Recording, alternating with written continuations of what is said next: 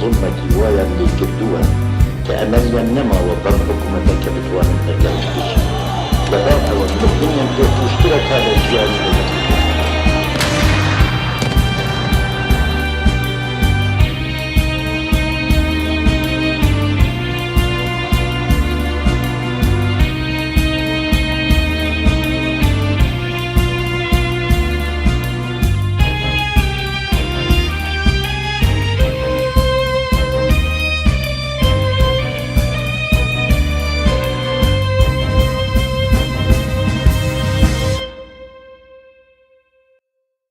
Gava hunjrê netirsin rê gelek deriyal berwe dibikin.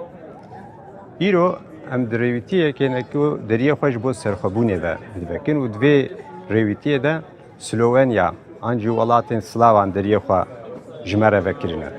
Slovenya di sala 1991 de serxwebûna xwe îlan dike û di 1992 de jî tê nasîn. û dewleta yekemîn got ji Yugoslavya veqetiya û di 2004 de jî ket Yekîtiya Ewropa.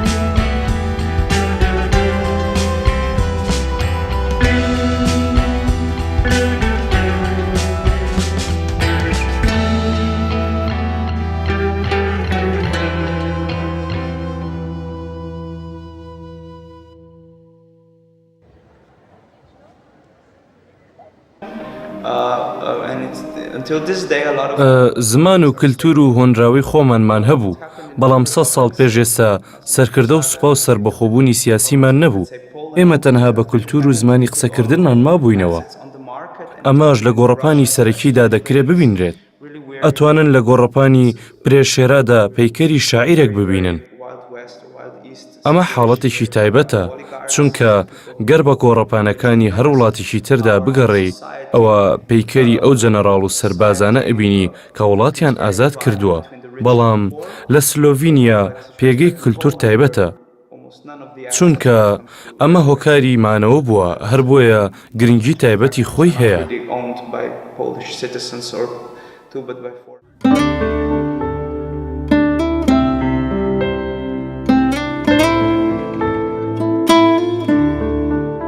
سلۆڤینیەکان لە دەوری ساڵی 550کانەوە لە مۆراڤیاکانەوە کۆچیان کردووە و هاتوونەتە ئەم خاکەی کە ئەمڕۆ پێی دەوترێت سلۆڤینیا.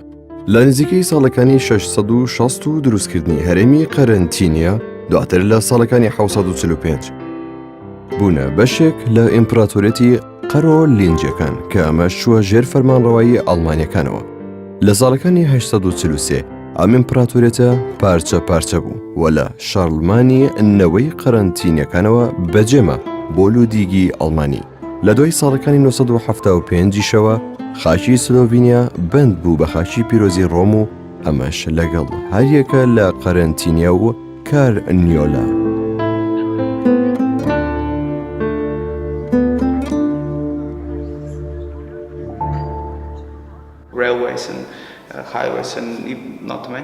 یەکەم ڕۆژەکانی بوون بە دەوڵەتی سلۆڤینیا ئەگەڕێتەوە بۆ 1000 ساڵ پێش ئێستا.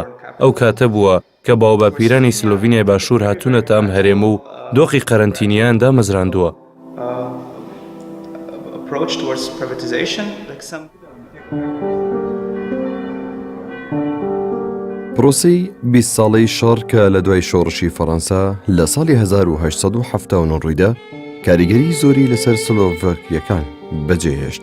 ساڵەکانی نێوان 1809 بۆ 1813 ئەو کاتێک کە ئیمپراتۆریەتی فەڕەنسیەکان فەرمانڕەوایی دەکرد.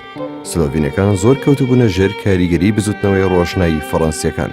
هاوکات لەو زەمانەدا قوتابخانە و دادگا و ڕۆژنامە و کتێبەکانیش بە زمانی خۆیان بەکاردەهاتن.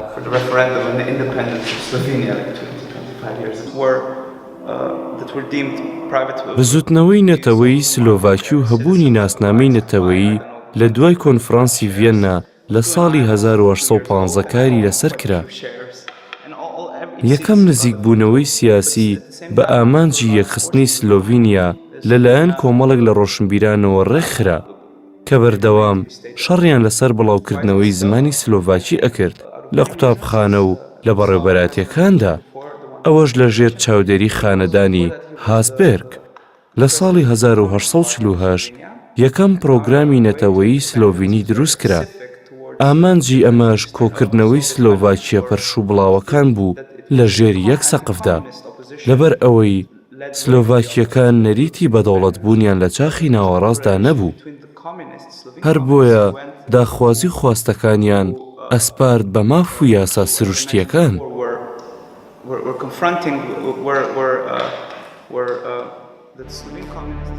دۆزی یەکگرتنی سلۆڤاکیەکان کە لە ماف و ئازادەکانی خۆیان لە نەمسا ڕازی بوون، بەڵام زیاتر لە دۆزی دەوڵەتێکی سربەخۆ ئەوان خواستی پارێزگاری کلتور و بەرەو پێشبردنی دابوو نەریتەکانیان هەبوو. لە سەردەمی کۆتاییەکانی خانەدانی هاسبێرگ، ئیدی سلۆڤینیا بۆ یەکەم جار خۆیان وەکو میلەتێکی سربەخۆ دەبینی و وەخواستی هەبوونی دەوڵەتێکی سربەخۆیان کەوتە سەر. لەو ماوەی کە دنیا کەوتبۆ ژێر جەنگی جیهانی یەکەم، سلۆڤینیا لە ژێر دەسەڵاتی ئیمپراتۆری نەمساوی و هەنگاریادا بوو.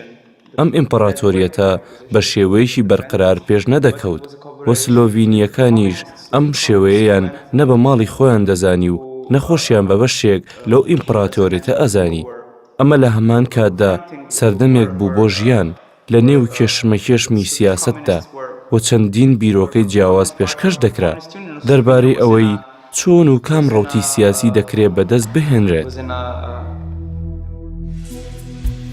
هەندێک هەوڵیان دەدا کە ئیمپراتۆریەتی نەمسا و هەنگاری وەک ئیمپراتۆریەتی نەمسا و هەنگاری و سلۆڤیەکان دابمەزرێنەوە، و هەندێکی تریش هەوڵیان دەدا کە سلۆڤیای باشوور و کرواتیا و سربیەکان ببن بە یەک.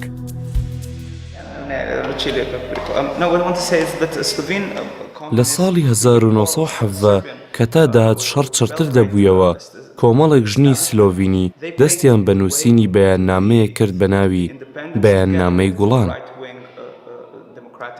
ئەم بەیاننامەیە هەتا بڵی بەگرنگ هاتە هاژمارکردن.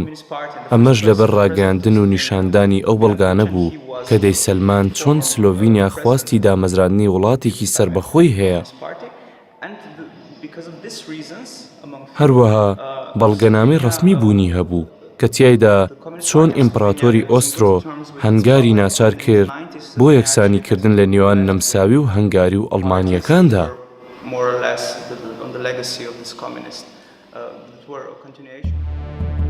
ماوەیەکی کەم پێش کۆتایی هاتن بە جەنگی جیهانی یەکەم، سلۆڤینیا بڕیاری جیابوونەوەیدا لە ئیمپراتۆریەتی نەمسا و هەنگاریا. دوای کۆتایی هاتنی شەڕ بە بەشداری سلۆڤینیا لە 12 ساڵی 1980 شانشینی یوگۆزلافیا دامەزرا کە لە سربیا و کرواتیا و سلۆڤینیا پێک هات. بەڵام یوگۆزلافیا بووە وڵاتی نمایشی شەڕی ئەو گەل و هۆزانەی کە لە مێژەوە لە نێو ئەم خاکەدا دەژیان. یەکەم دەوڵەتی یوگۆزلافی لە 6 نیسانی ساڵی 1941 لەلایەن ئەڵمانیا و ئیتالیا داگیرکرا، چونکە یوگۆزلافیا وڵاتێکی لاواز و دابەشکراو بوو و بەو داگیرکاریەش لە ناوچوو. ئەڵمانیا سربیای خستە ژێر دەسەڵاتی خۆی و سلۆڤینیاش بۆ ئیتالیا، بەڵام لە کۆتاییدا کرواتیا توانی سربەخۆی خۆی دابمەزرێنێت و لەسەر خاژی کرواتیا و بۆسنیەکان بەم شێوەیە یوگۆزلافیا دابەش بوو.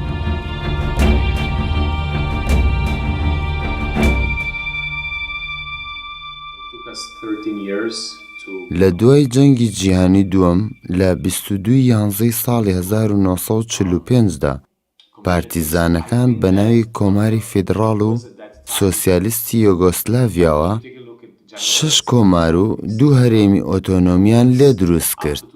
سلۆڤینیا وەک یەکێک لە 6 کۆمارەکەی دیکەی یۆگۆسلاڤیا خاوەن مافی یەکسان بوو هاوتای کۆمارەکانی دیکە، بەڵام لە ڕووی ژیری و خۆشگوزەرانیەوە زیاتر لە کۆمارەکانی دیکە لە پێشتر بوو، ئەمەش بەهۆی گەشەپێدانی ئاستی ئابووری و پێشکەوتنی سیاسی. گەر ئەم ڕەوشەی سۆسیۆپۆلۆتیک و ئابووری کۆماری یۆگۆزلافیا کە ئەمڕۆ هەرێشێکیان کۆمارێکی سربەخۆن بەرامبەر بکەین بە ڕەوشی وڵاتانی ئەوروپی و ڕۆژئاوا و وڵاتانی سۆڤیەتی ئەو سەردەمە، نابێت چاوپۆشی لە تایبەتمەندیەکانی کۆمەڵایەتی و سیاسی و ئاستی خۆشگوزەرانی سەردەمی تیتۆ بکەیت. هەتا ساڵانی 1960 و 70کان و 80کانیش خەڵکانی یۆگۆسلاڤیا دەیانوت ئەوان لە ناو مۆدێل و سیستەمێکدا دەژین کە خۆیان بۆ خۆیانیان داناوە. ئەوە دەوڵەتێکی لەو شێوەیە بوو کە 7 نەتەوە و 3 دینی جیاواز هاوڕێ لەگەڵ یەکتر دەژیان. کار و داهاتی کۆمپانیەکان بە شەریکی دابەش کرا و خەڵک بە خۆشی و ئارامی بەیەکەوە دەژیان. ئەوان بە درێژایی جەنگی جیهانی دووەم بەرخودانێکی سەرکەوتویان لە دژی فاشیزم لە ئەوروپا ئەنجامدا.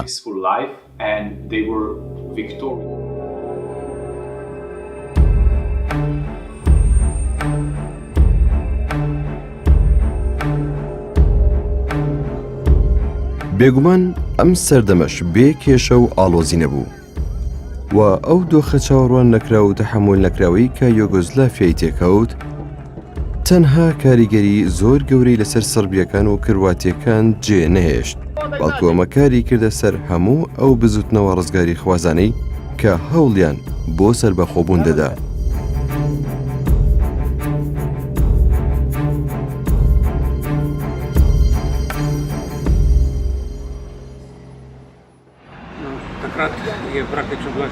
ئەو سەردەمە سەردەمی قەیرانی دارایی و سیاسی و نێودەوڵەتی و ورە لە سلۆڤینیادا لە ئارادا بوو و هەموو شتێک لەسەر سیاسەتی نەتەوەپەرستی بنیاد نرابوو و بەڕێوە ئەچوو. گرژی و پیا هەڵپژانی زۆر لە نێوان خەڵکیدا ڕووی دەدا و وەڵاممان بۆ پرسیارەکانمان دەست نەدەکەوت. ئاخۆ چۆن دەکرا ئەم هەموو خەڵکە لە شوێنێکی تازەدا ژیانێکی تازە دروست بکەن؟ کاتێک تێگەیشتن ئەمە مەحاڵە، کۆنگرەی چواردە بەسرا و نوێنەرەکانمان پاڵپشتیان لە سیاسەتی یۆگۆزلافیا نەدەکرد، چونکە ئیتر هەستمان بەوە دەکرد کە یۆگۆزلافیا خاچی ئێمە نییە. ئەو سیستەمە سیاسیەی ئەو کاتە و پەیوەندیە فەرمیەکان نەبوون بە چارەسەر بۆ قەیرانەکان لە کاتێکە لەلایەکەوە ئەم کێشانە بوونیان هەبوو. بنیادنانی سلۆڤینیا لە شوێنێکی تازەدا هێشتا نەبوو بە کارێکی مەحاڵ و ئەگەری دروستبوونی هەبوو. لەوانەیە ئەمە کارێکی دژوار بێ، بەڵام بەو گەشتبینیەی خەڵکی بۆ ئەم بابەتە ئەکرا ئاسانتر بێت. ئەمانویست لە شوێنێکی تازەدا وڵاتەکە بنیاد بنین، بەڵام بینیمان ئەمە مەحاڵە و تەنها چارەسەر سەربەخۆییە. بەیاننامەی ئایار کە لە ساتەکانی یەکەمین جەنگی جیهانیدا لەلایەن ژنانی سلۆڤینیاوە ئامادەکرا بوو، لەو ڕۆژگارەوە تاوەکو ئێستا ڕۆڵی ڕێبەر و ڕێنیشاندەرێکی بینیوە بۆ هاتنەکایی چەندین بەیاننامەی دیکەی ڕوون و مشتومڕی نێوان هەڵبژاردە سیاسیەکان و هەوڵ و تێکۆشان لە پێناو دەربڕین و ڕاگەاندنی ئازاددا. لە ساڵی 1980دا کە ئیتر هەمووان ڕخنیان لە کار و حکومڕانی پارتی کۆمۆنیست دەگرت، پێیان وابوو کە دەبێت سیستمی دیموکراسی بچێتە بواری جێبەجێکردنەوە لە یوگۆسلافیادا، یاخود مشتومڕ و ڕاپرسی بکرێت لەبارەی ئەوەی ئاخۆ خەڵکی ئەیانەوێت لەژێر دەسەڵاتی چ جۆرە ڕژێمێکدا بچین. شاعری وڵاتە تۆنی پافجێک وتەیەکی لەم بەیاننامەیە خوێندەوە: دەوڵەتێکی سەربەخۆمان دەوێت کە خەڵکی سلۆڤینیا تێیدا بژین. Drugič. Tretjič.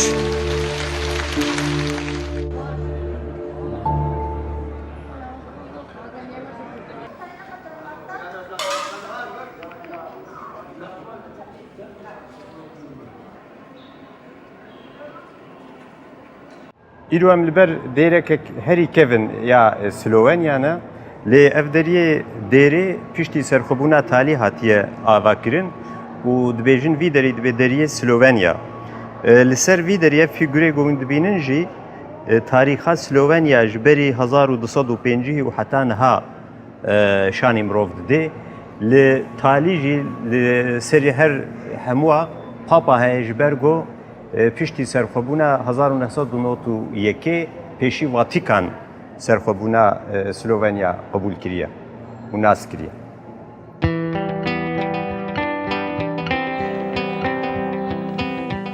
یەکێک لە تایبەتمەندیە سەرەکیەکان بریتیە لە بوونی ڕەوتێک بۆ پاراستنی کللتوری سلۆڤینیا و پیشاندانی ئەوەی پێش چەکداربوون و سەربازی بوون هەموڵاتە وڵاتێکە خەباتێکی دوورودرێژی زمانی و ڕۆشنبیری هەبووە.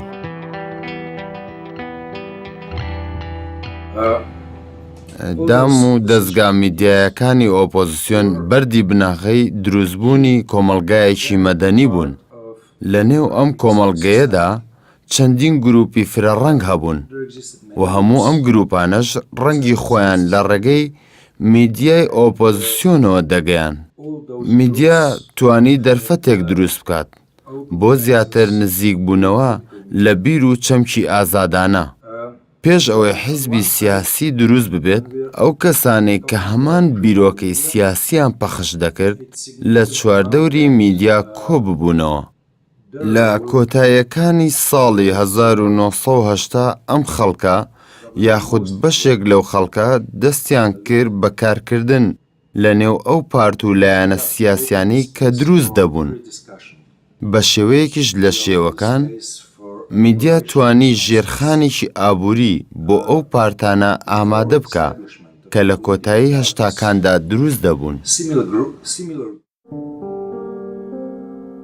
بێگومان دەسەڵاتیش هەروە دانەنیشتە بوو. 3 ڕۆژنامەنووسی دەستگیر کرد کە لە ئەستوونی هەفتانەدا لە بڵاوکراوەی مەلادینادا کاریان دەکرد و تاوانبارکران بە سیخوڕیکردن بە زانیاری سەربازی.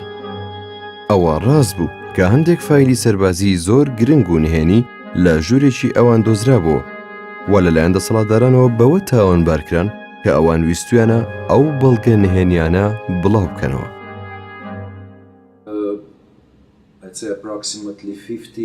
سێ ڕۆژنامەنووس لە دوای دەستگیرکردنیان بەرەو دادگای سەربازی بران و دادگایکردنەکەیان کە لە لیوبلیانا بوو بە زمانی سەربی ئەنجامدرا.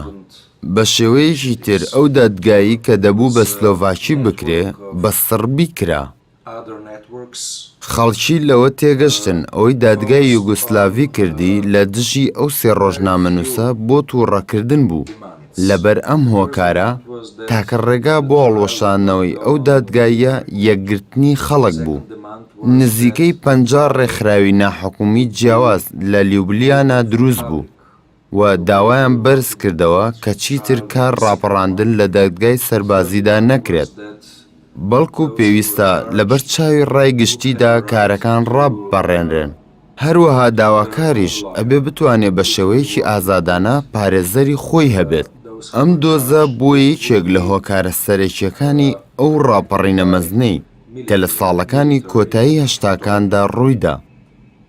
ئەمەش بەهۆی ئەوە بوو سوپا داخوازیەکانی دام و دەستگاکانی سیڤیلی ڕەت کردەوە و قبوڵی نەکردن. ئەم دۆزە بۆ یەکێک لە هۆکارە سەرەکیەکانی ئەو ڕاپەڕینە مەزنەی کە لە ساڵەکانی کۆتایی 1970کاندا ڕوویدا. ئەمەش بەهۆی ئەوەی سوپا داخوازیەکانی دام و دەستگای سیڤیلی ڕەت کردەوە و قبوڵی نەکرد.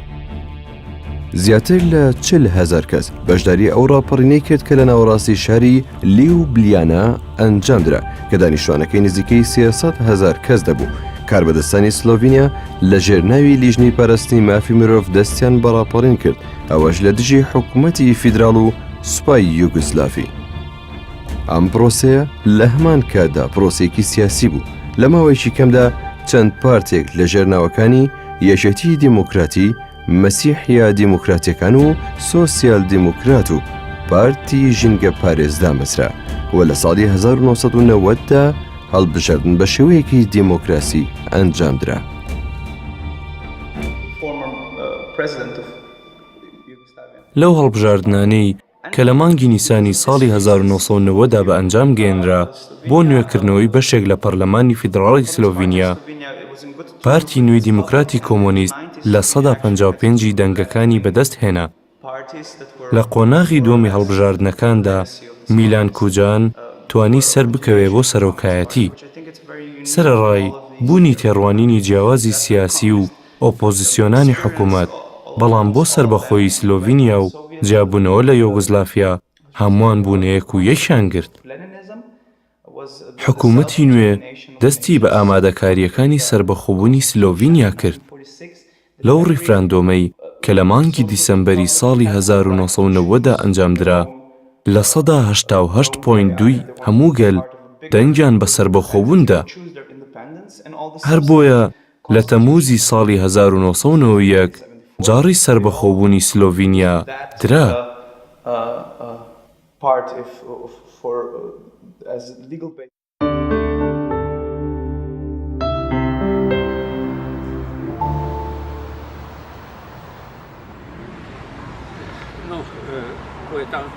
بۆ ئامادەبوونی سربەخۆیی کاتمان پێویست بوو. دامەزراندنی سیستەمێکی دەستوری زۆر گرنگ بوو، وە گرنگتر ئامادەکردن و گۆڕایاڵی یاسا بوو. نوێنەران خواستی سربەخۆبوون و ڕاستیەکانیان لە نێوان وڵاتانی نێونەتەوەییدا هێنایەگۆ. پێویستمان بە دامەزراندنی سیستەمی ئابووری و سیاسی بوو، گەرچی بەدەستهێنانی هەموو ئەمانە ئاسان نەبوو. بەڵام زۆرینەیان بە ئەنجام گەێنران و هەر لە دوای ئەنجامدامی ڕفراندۆم سربەخۆبوون ڕاگەێنرا و یەکەم ناساندنمان وەک وڵات لەلایەن ئایسلاند و ئیستۆنیاوە بوو.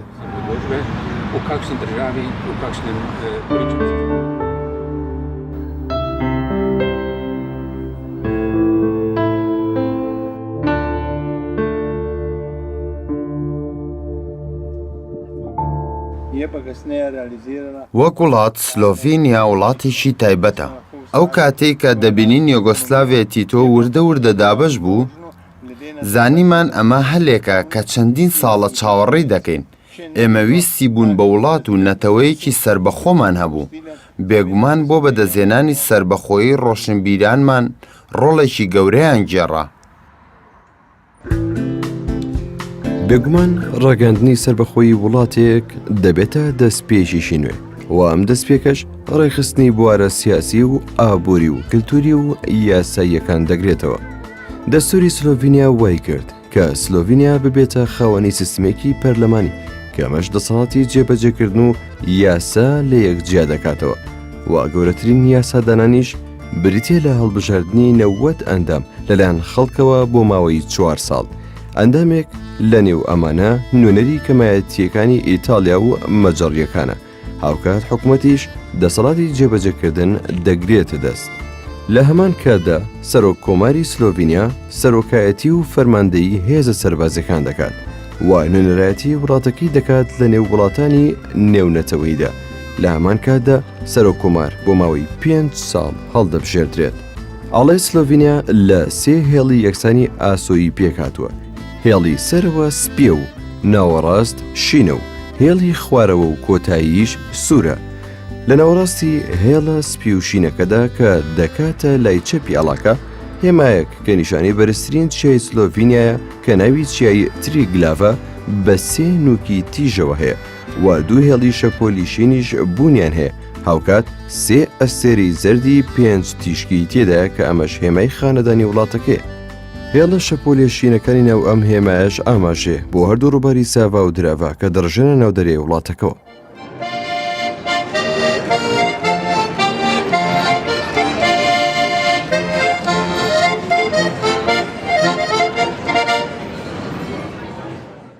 ئیرۆ ئەم لە پایتەختە سلۆڤەنیا لوبلیانە مەیدانە فرەشێرانە. فرەشێرا گۆ بێ ناوێ شاعیرێ مەزن فرانس فرەشێرا تێ ناسین و ئەم لەوێ مەیدانێ ژیانە ڕۆژانەیە سلۆڤەنیا پشتی سەرخۆبوونێ ببینن، ڕێویتی ئەمەی لە سلۆڤەنیاوێ بەردەوام بکێ، هەفتیادی ئەمێ دیسا بوارە بن لە بەندامە بن. وا 25 ساڵە یوگزلافیا سربەخۆبوونی خۆی بەدەست هێناوە. بەڕای من گرنگە ئێمە دووبارە ئەو سەردەمەی کە سیستەمی سۆسیالستی بەرەو سیستەمی دیموکراتی کاپیتاڵستی بیر بکەینەوە بۆ سەرنج بینە ئەو ڕووداوانەی کە لە ساڵەکانی 1990ەکاندا کێشە و گرژی لێکەوتەوە. لەگەڵ ئەفسانەی سربەخۆبوون هەموو شتێک جوانترە. ئازادیەکانی مرۆڤ و بەرەو پێشچوونەکان جوانە. بەڵام ئەبێ هەمیشە ئاوەڕ لەوە بینەوە کە لەکوێ هاتووینەتە کوێ و بەکوێ گەیشتوین.